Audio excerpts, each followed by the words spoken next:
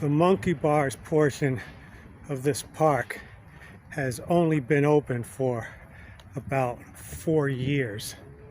And I know this because one time when I'm riding down the street, I looked over and I saw them building it. There was a tarp around it and everything like that. And I was like, ooh.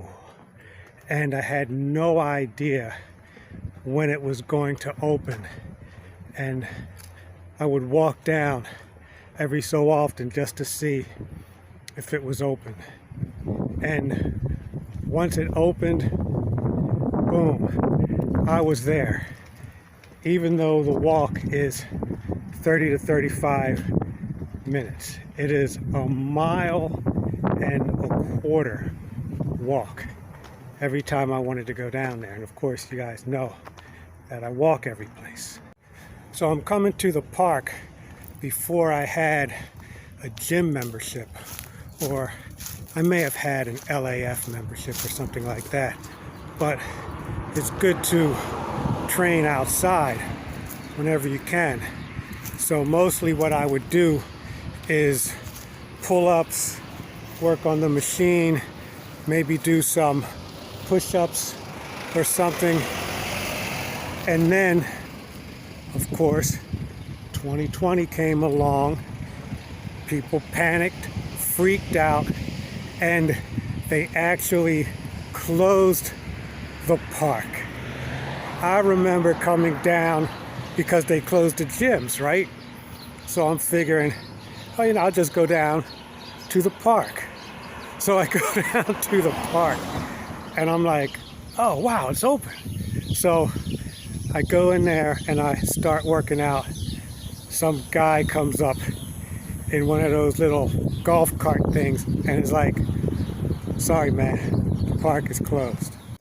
So the park is closed for about 6 months. And, right next door to it is a playground for the kids.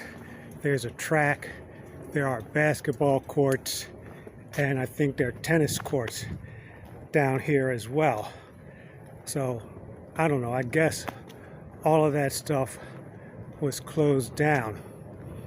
And I still give props to Governor DeSantis for catching on and opening up the state early.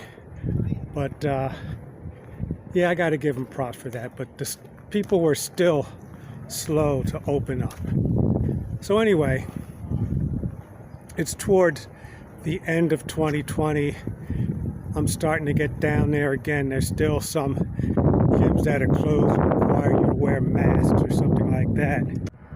So I'm down there once or twice a week doing my combos.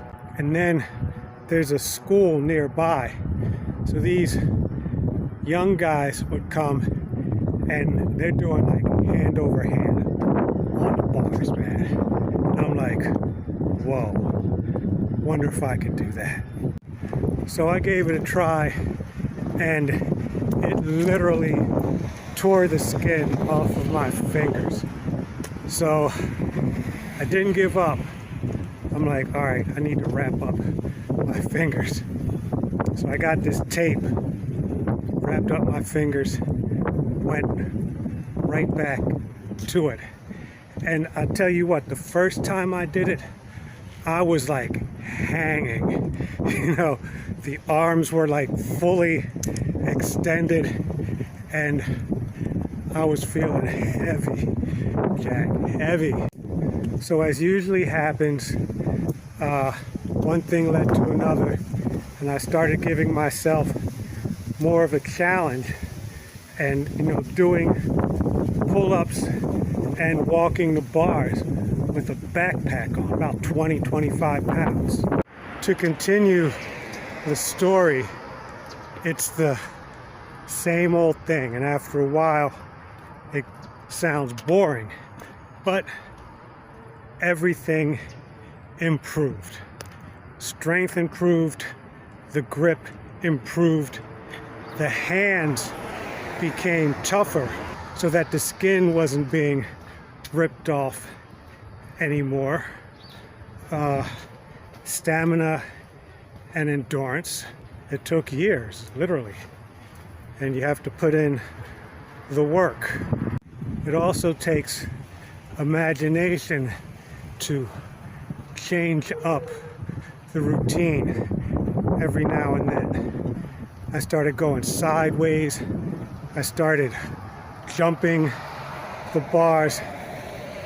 I started going back and forth. So it really works. And when I say back and forth, I mean back and forth across the bars, right? One lap would be hand over hand. The next lap would be laterals. And then I'd go with my hands out along the sides of the bars. We are nowhere near performance level or competition level, but we are far away from, the guys who come to the bars and can't even hold themselves up. And if that's your goal, it was my goal, because upper body strength, in my opinion, within my simulation, is vital. So with that, we'll wrap it up. It's a Friday filler, and we may run this again in the future whenever we don't have a Friday monkey bars business, which seems like it might happen if today is any indication of what the winter's going to be like. It's probably going to be that the sunny day is the exception, but one never knows. Thanks for watching, as always, and have a very fit and healthy weekend.